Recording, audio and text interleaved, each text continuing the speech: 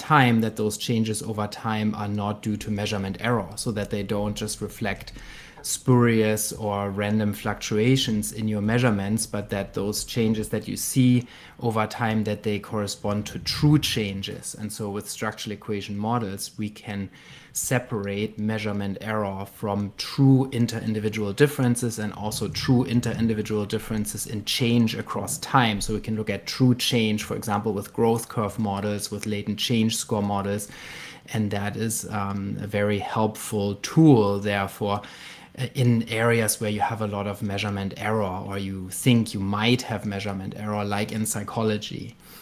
Yeah. Okay. Thanks for sharing that. So I wanted to just maybe take a step back and kind of explain like what, like a really at a simple level. So let's say someone never heard about structural equation models. So basically, a structural equation model is a way to describe relationships between a number of variables. So a very simple one, you would just have two variables and you want to understand how one impacts the other. But obviously, in that case, it's very simple. But what is interesting is you can make like a more complex network of relationships, and you can model them very precisely, and you can add, like you said, latent variables, which are variables that are not directly observed, but that we measure using some proxies, I guess we can call it like that. We can add time components, and these models, they often resemble directic acyclic graphs, or DAGs, that my audience that are more familiar with causal inference methods of Judea-Pearl and all those people. And they not only resemble them superficially, but there are some like deep connections to certain aspects. Even if you read some of the causal inference literature, they talk about structural equation models without necessarily having the same concerns as psychologists or social scientists focus on, but they call some of these models structural equation models, and the reason is not trivial. It's because there is a lot of overlap. I wanted next to jump into like what are the good and bad of structural equation models. Like, so we say they're useful, they can help for measurement error, they can be super flexible, they can model many different things. But in your experience, like maybe if you could tell us what are some things that came out really good that you saw, and some things that turned out really bad, or some common misconceptions or some common mistakes that the people should be wary about when if they want to use these models in their work. Yeah, so like you said, they're essentially like more complex versions or more general versions of regression models or path models, where you have latent variables and multiple indicators. And so with this complexity comes the tendency to misspecify models, because there are many ways in which structural equation models can be wrong. And one of the strengths of them is that they can be tested against the data. So most structural equation models will be over-identified, which means that they place testable restrictions on the covariance and or mean structure of the variables, for example, by setting certain paths implicitly or explicitly to 0. So you can test them with model fit tests, but then as the model grows larger, there are many ways in which a model could be wrong. And often they are wrong, and people accept them nonetheless. And they'll say, oh, they're an approximately okay fit. And so that can come with bias. So if you accept an incorrect model that doesn't really fit your data, then it's like wishful thinking a little bit. So the effects that are in the model may be incorrect, may be biased. And you have the same problems as in regression and path analysis and mediation analysis when you have omitted variables. Also, then it can be biased. So it's not per se a causal model, but it makes causal assumptions, and those may be right or wrong. People often apply structural equation models, at least in my field in psychology, to cross-sectional data, which doesn't allow you to say anything about causality really. So if you have measured all the variables at the same time point, and there's no experimental manipulation of anything. You don't fulfill the criteria of temporal precedence or necessarily control of all potential confounding variables. So you have issues there. And so that this is what I often see, is that people try to overcome flawed design or flawed measurement by fitting ever more complex structural equation models, and they think with fancy statistics they can mitigate the design problems, and that's really not the case. So structural equation models work great when you also have a great design and you have great measurement, and it can help you overcome some of the measurement error problems if you have random measurement error. However, it can't overcome fundamentally flawed research designs. And so people oftentimes draw conclusions from these models that are not warranted. So there are many also instances where an equivalent model is present. So you could have the same implied data structure, so a model that fits equally well, but that makes contrary or different causal assumptions, and it would fit equally well or better. So you can never prove with a structural equation model that your causal assumptions are correct. You can only falsify models that are incorrect. So if the model fit test says that the model doesn't fit, then that rejects your hypotheses. Or if you find that the paths that you hypothesized are zero or near zero, then that can falsify your assumptions, but you could never prove that something is causal. And that's something that many people misunderstand. So they fit a structural equation model, and then they think if it fits well, and if the paths are significant, then that proves the causal assumptions. And that's really a mistake to think that, in particular when you have cross-sectional non-experimental data. Yeah, so if I could maybe boil down, so I think this is something we see a lot in statistics, right? Where it's like we think that added complexity makes things better, but usually it makes things more brittle. It's like there's more chance of your structure will fall and tip over because you've made it very complex. If you use a simple model, you have maybe less flexibility, but it's easier to control.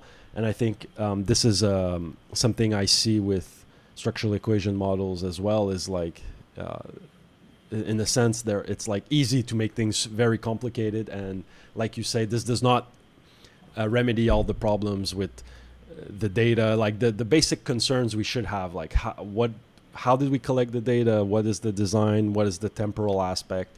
And the other thing that you said that I found really interesting is about confounding and causality and structures. It's so usually we see researchers who they take, like you say, a structural equation model, and they use like a test of fit. And if the test is not rejected, they say, oh, well, my model is good. But that is like, I mean, it does not mean the data is actually generated according to the structure you postulate in the model. It just means we don't have a data that's far enough to reject it, and it's dependent on the sample size. So if you have a small sample, you'll be less likely to reject a test just by definition. So it's something to be careful with, right? If you just like base all your decisions on strict hypothesis or statistical tests without thinking about how this data came about, what you're trying to do, and what are the design aspects you could implement to make the inference more robust, you're gonna just end up with like a spaghetti soup of numbers, and it's not really gonna tell you much. And I think this is something we see a lot of in the literature. I mean, it's the structural model you put in place is embodying your causal assumptions. It's not proving your causal assumptions. It's assuming they are true and giving you statistical estimates based on that. But you need more than just the statistics to understand does it make sense here to claim causality for an effect I'm interested in, or for a mediation analysis? I want to know if you just postulate a model and you assume there's a mediating effect and you estimate the coefficients and you say, oh, there we go, there's a mediating effect. Well, you assumed it beforehand, and you kind of need to be careful because there could be omitted variables, there could be correlation in the errors, or all the statistical pitfalls just get amplified by the complexity of the model. So thanks for sharing that. Next, I wanted to know, like, in your experience, how do researchers use, like, what are some ways researchers use these models? Either how do they decide, okay, I'm going to do a project and I'm going to use a structural equation model, and what tools do they have at their disposal to do this? So do you mean like what software, or Yeah, how do so they? let's say you're a researcher, you have a question. So how do they typically come about saying, I'm going to use a structural equation model, and when they decide to use one, what software do they use, and how do they do that? Well, ideally, they would make that decision based on whether they need to make adjustments for measurement error. I think that's really the main reason to use structural equation models, is Okay. when you have measurement error in your data, so you have less than perfect reliability and you have multiple indicators at your disposal, and so you want to correct for error so that the structural relationships will be estimated with less bias, because we know from regression analysis that one assumption of regression analysis is that the predictors are measured without error, which in psychology is never true. So the X variables, they will certainly contain, most of them will contain some amount of measurement error, especially when you have questionnaire scores or test scores or something like that. And so then if you don't correct for error, then the coefficients in the regression model can be biased, the standard errors can be biased, the inference, statistical inference can be biased, so meaning tests of significance.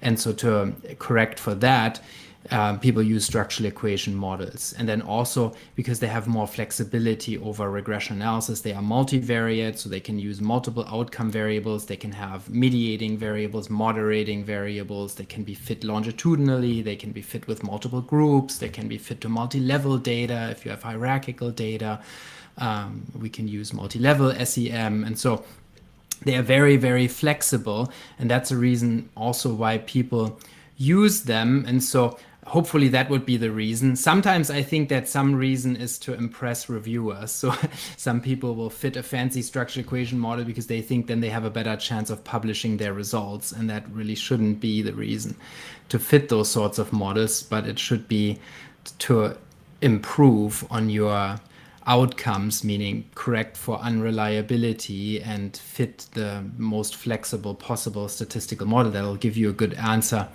to your questions. And then there's a variety of commercial and free packages now available to fit these models. So, for example, there's M+, there's AMOS, Lisrel, EQS. Those are commercial programs. And then within the R statistical environment, there is Lavan, which is very frequently used for fitting structural equation models, the Lavan package. There's also a Lavan GUI now online, where you don't even have to open R. You can just go and search for Lavan GUI, GUI, and then you can draw a path diagram, and it'll run your model from the path diagram that you draw online using the Lavan package in the background, and you don't even have to mess with syntax. So that is great. And then there's also OpenMX in R as a package for fitting these models. So it's widely available now. Also, there are even like in point and click software, like JASP has JASP has basic capabilities for fitting confirmatory factor analysis, and also structural equation models using Lavan in the background. So there's a lot of tools available for fitting those. Thanks. I was just thinking, maybe could you give an example, like of what kind of measurement error you think would motivate the use of an SEM? Like just a very basic example from your field. Like what do you Sure, mean? yeah. Yeah.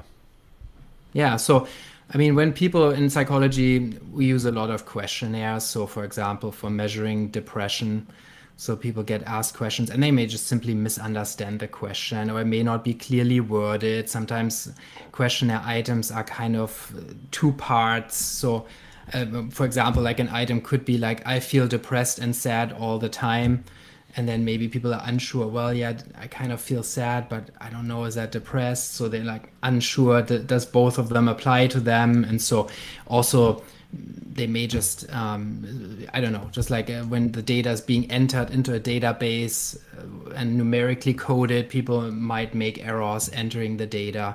And so there's typically random noise associated with questionnaire items and also test items. So when you have an intelligence test and a capable student may randomly make an error with a number series problem, even though they're capable enough to solve that item, but they just may randomly make a mistake. And so we have a lot of that. It's unlike physiological measures, like when you measure temperature, it's more tends to be more precise than measurement in the social sciences, where people have to read questions and answer to questions. And Yeah, yeah, because like in biology, like I work a lot with biologists. I mean, there is variability in measurement, right? So if I measure, I don't know, blood pressure three different times, I won't get maybe exactly the same reading, but that variability is maybe small compared to the variability I get from person to person. So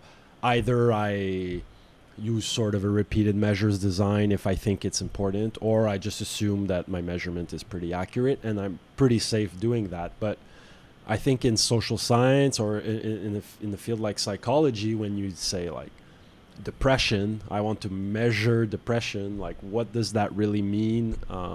Like to operationalize that variable and create a measurement scale for it is a whole process, I think, and the measurement itself has to be taken into account in the statistical analysis. And I think that's kind of what you're saying, right? Like the SEM is a way to help mitigate or help I guess model into the statistical analysis the fact that your measurements are maybe more variable. They may have mistakes related to them, or they might be subject to some sort of effects, like confounding effects. Like I know in psychology, there's like these rater effects, right? Depending on who does the measurement, there might be correlation between the measurements and things like that. So am I right in saying it like that? yeah, so there are different aspects to reliability and validity. So Mm-hmm. typically in measurement theory, so what we use oftentimes in psychology is classical test theory, where measurement error is clearly defined, so to say, as random noise. Mm-hmm. So you have a true score, a person's true score. So if you could measure individuals' ability an infinite number of times with the same test, then there would be a distribution of the scores simply due to random noise. Not every measurement would be the same. And so you could just take the mean of that distribution. That would be the true score. So the Yeah. best guess of that person's ability. And so then deviations from the true score, that's what's defined as Yeah. measurement error. So that's one aspect that can be modeled in structural equation models, is random measurement error in the sense of classical test theory. Mm-hmm. And then also invalidity. So there's this issue of method effects. For example, like you mentioned, rater effects. When you have self-reports and other reports, they may not agree. So where is the true depression? Is it the self-report, or is it the other report that is better able to capture that? And so that can also be modeled with structural equation models that include multiple rater data, where we can look at convergent validity between different raters and Yeah. model method effects as well. And so there are all these sources of systematic and unsystematic error that maybe in other sciences don't exist, where it just is in physics, it's just pretty clear what you're measuring. In psychology, it's not always so clear what you're measuring. And so therefore, psychologists are so concerned with reliability and validity. And so confirmatory factor analysis and structural equation modeling offer ways to address that by using multiple indicators. So multiple items, which basically is for repeated measurement. So like you mentioned earlier, so in order to determine reliability, we need to measure the same thing multiple times. And so oftentimes we do this with multiple items or multiple tests. And then we can determine to which extent those different items or tests share the same variance, so to which extent they're correlated. And so that's then what allows us to define a latent variable. And so the higher the correlation between the measurements, the more reliable those measurements would be, and the more variance in the latent variable, meaning the more true score variance. Okay. Thanks for sharing. And so the goal is to separate, first of all, true score variance, so reliable variance, from measurement error variance. And then the structural equation model works with the true score variance in the latent variable and uses that then to relate that latent variable to other variables, so that the coefficients, the path coefficients or regression coefficients among the latent variables are less biased than would be the coefficients if they were estimated between manifest or observed variables that are not corrected for measurement error. So a latent variable is basically a perfectly reliable version of the observed variable, if the model is adequate and the measurement is adequate. Yeah. And in your experience, I imagine you see a lot of times, like maybe models that or analyses that maybe leave you a bit dubious, like I'm not sure if I really trust this, because it's a complex technique, right? So have you seen like some example of some very nice results, like that, oh, thanks to the structural equation model we were able to measure something super interesting, or kind of do an interesting discovery, or an interesting confirmation of a hypothesis? Do you have any idea that comes to mind? For sure, yeah. So it can be very useful. Like, for example, in our work, we have often found interesting results of rater discrepancies. So like I mentioned earlier, so a lot of my work in this area was on multi-rater or multi-informant data. And so it can be very insightful to find out whether or to which extent different reporters converge in the same on the same construct or not, and then why not. So you can also then try to examine why are there certain rater discrepancies. And what is also very useful is when you have longitudinal data, you can clearly separate out the true change over time from random error. So then you're sure, is there truly a change in that construct? So for example, did depression really go down as a result of therapy, or was it just regression to the mean? Regression to the mean is influenced by measurement error in part. So measurement error makes regression to the mean worse. And so with structural equation models, we can at least rule out that part of regression to the mean that would be due to random measurement error. That's a great thing, I think, with these models. So in particular, when it comes to modeling changes over time, we can be more certain when we apply structural equation models that there was actually change and not just error that caused fluctuations in the measurements, because it can be clearly separated. So yeah, there are many applications that are great, I think, but there are also a lot of examples where it's not so great. And what I often find is that people are sometimes a little bit too lenient in terms of accepting models, where they're like, oh yeah, this fits fine, and they find indices that will support their model even when other indices clearly show now that you could do better. And so people often don't look at the diagnostics, because there's an overall chi-square test of model fit, and so when that test is significant, it means your model deviates significantly from your data, so your model is rejected. And then you should look at diagnostics. So you should look at what covariances in your data are not well explained.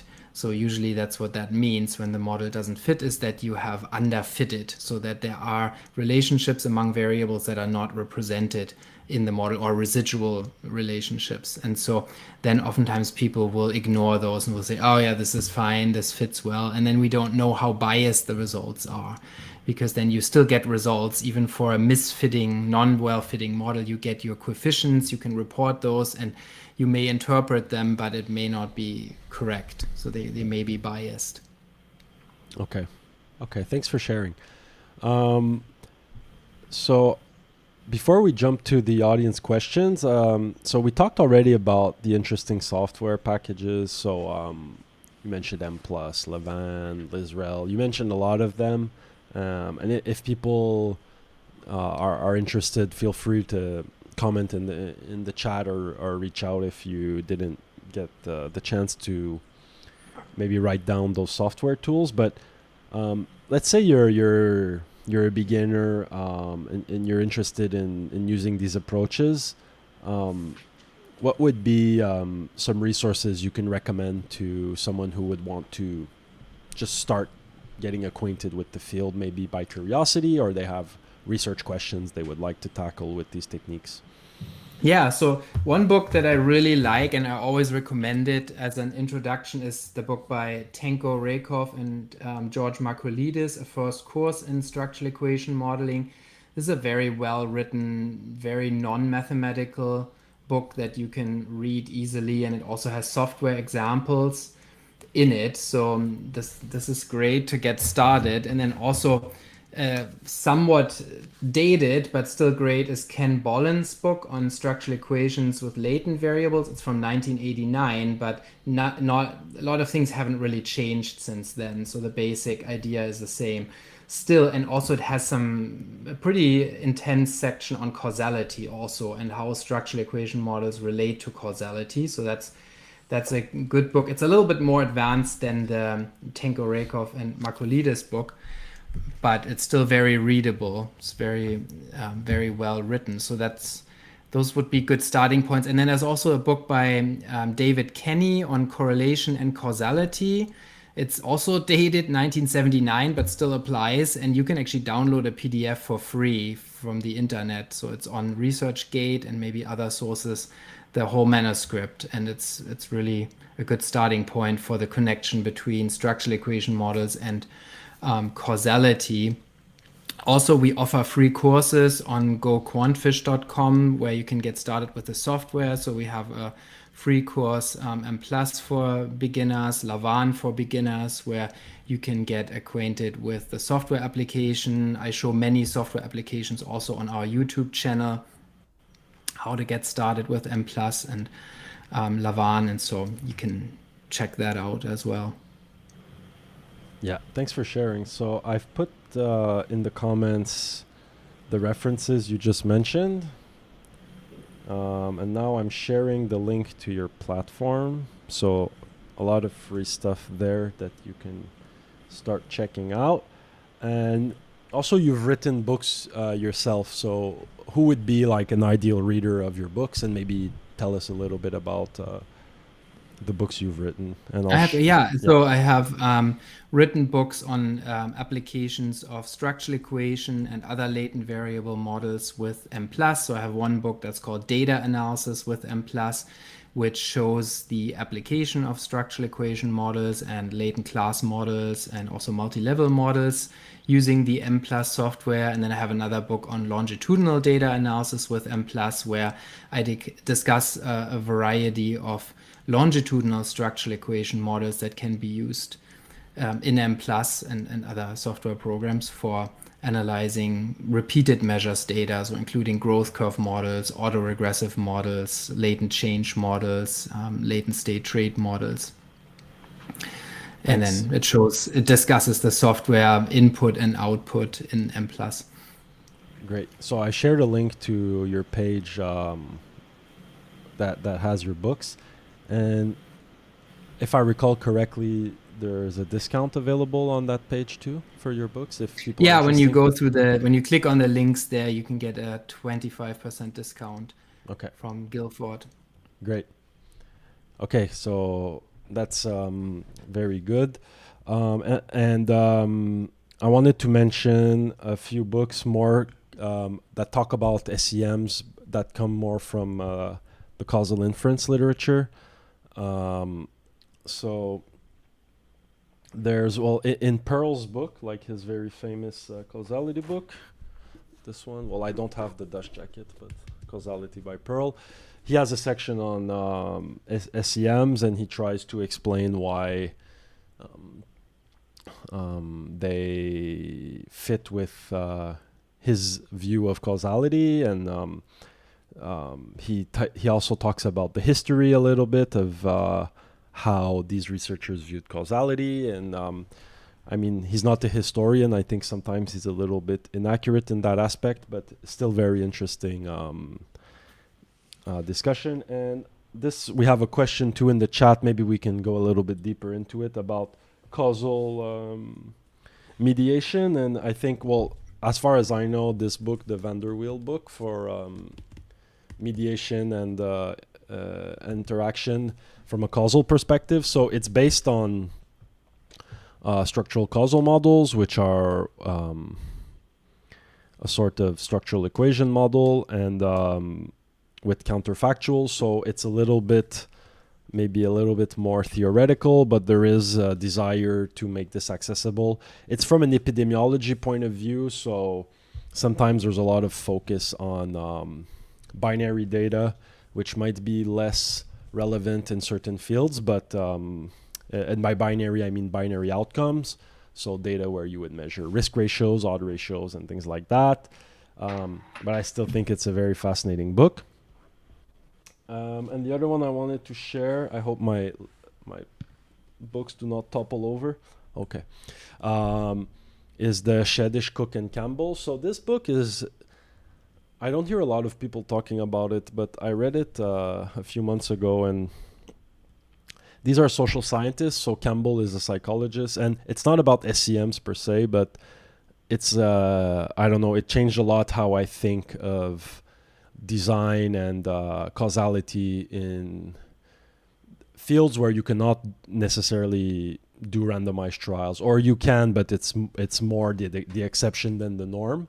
And I think that we can just remind why this is a problem, right? If you cannot randomize your intervention, then you need to use other tools to make sure that the effect you're measuring is not a confounded effect, or it does not come from something else than the actual variable you're interested in, right? When you do the randomized intervention, you eliminate a lot of competing factors, at least on average, that could be the cause of your effect. So you are a lot more convinced that if you see an effect, it is due to the difference in the intervention that you randomized at the onset.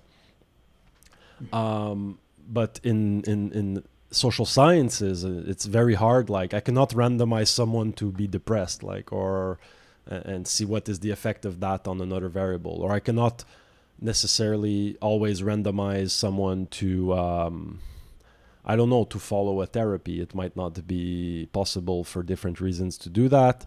So if depression is the outcome, well, you say, okay, I want to see the therapy effect.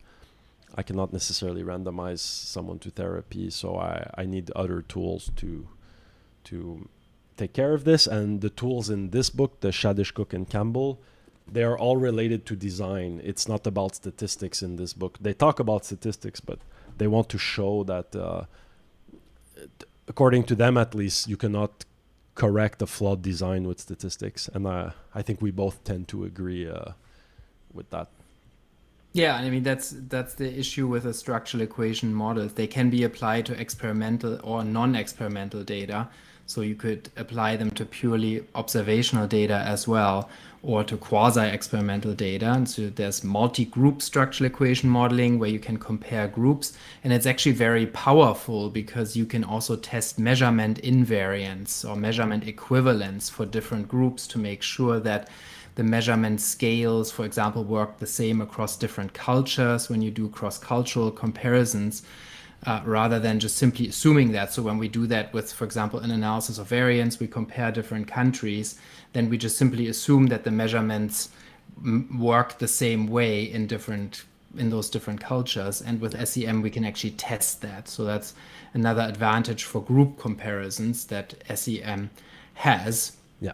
But yeah, I mean, it's clearly true what you said is that you need to keep in mind that only because you fit in SEM doesn't mean that all of a sudden you get a causal effect at the end. It's more complicated than that. So if you cannot randomize or you have only observational correlational data, then your model may be the model that you accept may be a model that is one possibility. So it may be one thing that could be true, but there could be other models that maybe make different assumptions and that fit the same or better. And so that's really something that people need to keep in mind. Yeah. Okay, so thanks for sharing. Let's jump to the questions. So there's many questions in the chat. We'll try to get to them right now. So so the first question that we have on YouTube, yeah, sorry, your name is in another alphabet, so I cannot pronounce it. But could you mention how the SEM can handle causal mediation models? So I'm not sure exactly what you mean, but maybe we can just say a few words about causal mediation and how, I guess, SEM can help with that.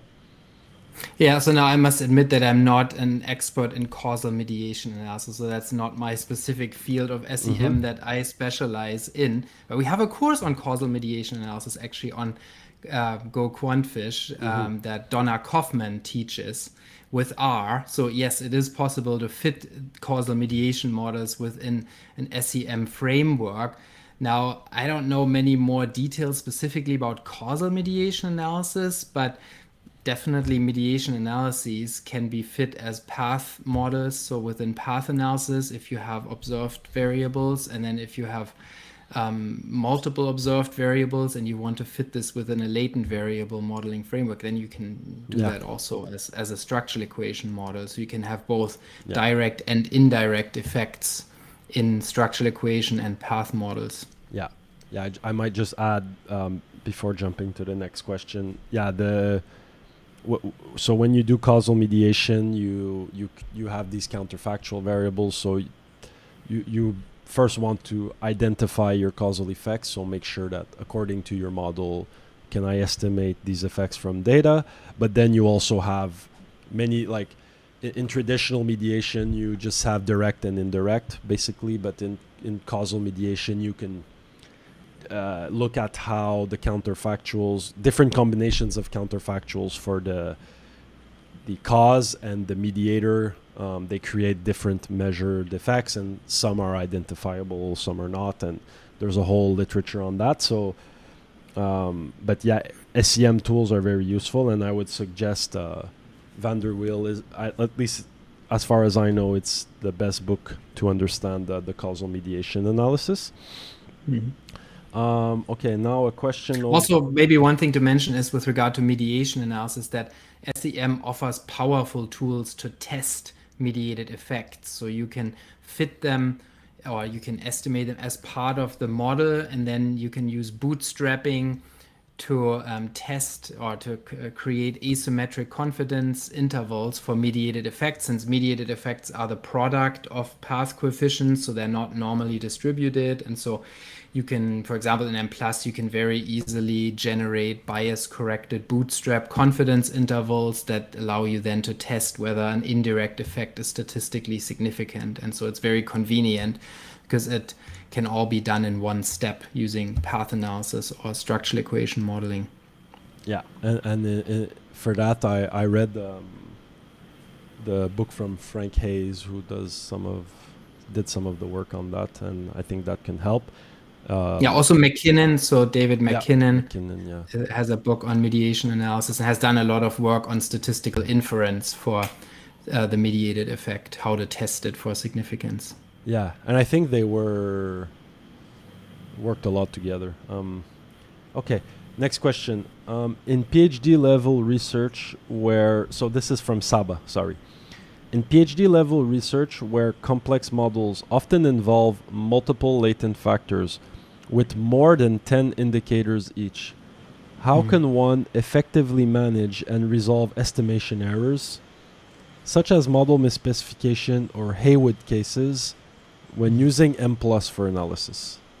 Yeah, great question. So first of all, having more indicators per factor is actually beneficial as long as those indicators are good indicators, meaning if the indicators are unidimensional, it's better to have 10 of them than 2 for estimation. So it actually helps because they provide more information for estimating the latent variable. So it's actually not a bad thing to have more indicators. However, usually we don't have 10 great indicators. So maybe we have 3 great indicators, but not 10. So usually then you get multidimensionality. So you have the problem that those 10 indicators measure more than one factor. So you have correlated errors and stuff like that. And so then my personal position on that is that it's better to have 3 or maybe 4 or maybe even 2 good indicators that are unidimensional and are good, strong indicators of that latent variable than it would be to have 10 or 20. So I would then recommend selecting the best ones and getting rid of the ones that are not so good, because it's really only beneficial to have many indicators when the indicators are good, otherwise not. And so then you shouldn't get Haywood cases if you have 3 or 4 good indicators. I mean, it's more common when you have only 2 indicators. It's also more common when you have a smaller sample size, but it would not be common with many indicators if those indicators were good. So if they're good indicators, then it actually helps with the estimation. Great. Thanks for sharing. But it's a large sample technique, so we should also mention that maybe, Yeah. Justin, that SEM is not for n equals 50. So it's like it's a large sample technique that requires typically 200, 300, 400 cases to work really well. Okay. Thanks for sharing.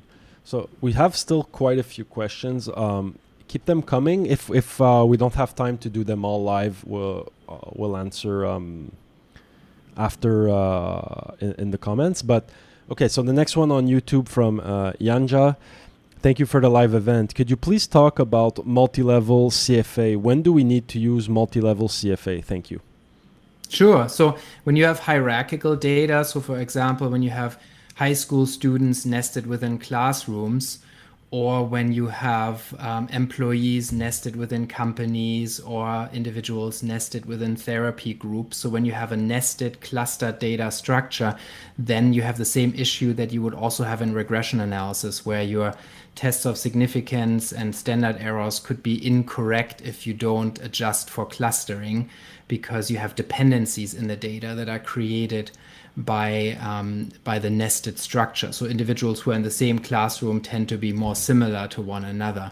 And so multi-level CFA and multi-level structural equation modeling can be used to address the hierarchical nature of the data. And then also it can be used to test hypotheses at different levels. So you could have, for example, a multi-level mediation model where the mediator is at level 2 or another variable is at level 1. So you can model influences at different levels, which may be interested. For example, when you look at schools, some of the relevant variables may be at the classroom level or at the school district level, and some other variables may be at the individual level. And so you can then look at combinations of that and do multi-level mediation analyses, for example, and have cross-level interactions. But one thing to mention is that requires really large samples. So then you have to also have a substantial sample size at the cluster level, meaning at the group level, for that to work well. And as a really rough rule of thumb, you need to have at least 100 clusters for multi-level SEM and multi-level CFA with latent variables to work well. For multi-level path analysis with only observed variables, it may be lower. So you may get away with fewer than 100 clusters. Okay, thanks for sharing. So let's go back to a question on LinkedIn.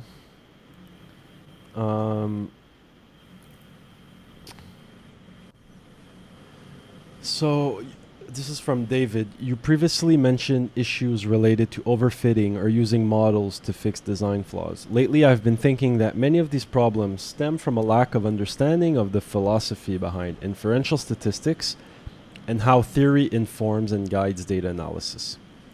Would you consider that pre-registration, when accompanied by a thorough theoretical framework and a strong empirical background in the area of study, are essential for being able to pre-specify a model before testing it? What was your experience? What has your experience been with this? So that was a big one, but I don't know. So I'm not exactly sure I understand. So whether it's good to pre-register a study before doing it? Yeah, So basically, how can you pre-specify your model before testing it? yeah, I mean, you totally can do that because it's a confirmatory approach. So you're supposed to do that. So you're supposed to have a theoretical model that you specify before you look at your data. So otherwise, you couldn't test it. If you looked at your data first and then developed the model, then it's not confirmatory.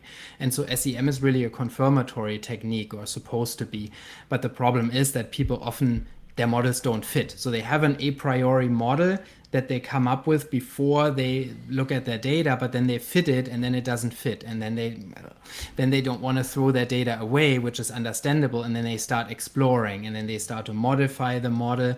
And then sometimes people don't realize that once you modify your model, you can't really trust the tests of model fit anymore because they're already partially data driven. So they're informed by the data and you can't test with the same data what you have explored or derived from that data logically. And so that's a problem, that people modify models and then they sometimes don't report whether the model really was an a priori model or whether that was already a data driven model modification. So I think pre-registration can help if people are honest, but you could also run all your analyses and then pre-register. I mean, nobody would know. So I'm not sure that that really helps. People who want to cheat would still be able to cheat. Yeah. So, Thanks but for yeah, it's supposed to be a confirmatory technique where you test only your a priori specified models, and then you honestly report when none of those fit. You honestly report, oh, we then modified the models, and then that has to be tested again using fresh data. Okay. Yeah, thanks for sharing. So there's still a lot of great questions, but we've kind of reached the end. So there's a lot of causal inference, causal mediation questions. So I might just add that in the causal inference book I'm writing, there's going to be a chapter on that. So I haven't written it yet, but you can pre-order and get a few other chapters right now if you're interested on my website. And eventually the chapter on causal mediation and interaction and SEMs will come out. So and also I can answer some questions afterhand in the chat. So thank you for joining, Christian. I hope you enjoyed it. I really did. It was very insightful, and I'm very grateful that you could devote an hour to this. And thank you to everybody who was here and for the questions. For those that were not answered, don't worry, we'll get around to it. But there was a lot of great questions, so really glad for that. Absolutely. It was a great pleasure to be here. Thanks again for inviting me, Justin. And if people have questions, they can also find me on ResearchGate, on LinkedIn, and also on Stack Exchange, where people ask statistical questions. So that's where I can be found also. Great. Yeah, same here. You can reach out to me if you have any questions. And sorry for the little bit of technical issues at the beginning, especially on YouTube. It was the first time I did this, but it ended up working out. So I'm very happy, and I'm going to do a lot more with other guests. So thanks everybody for joining, and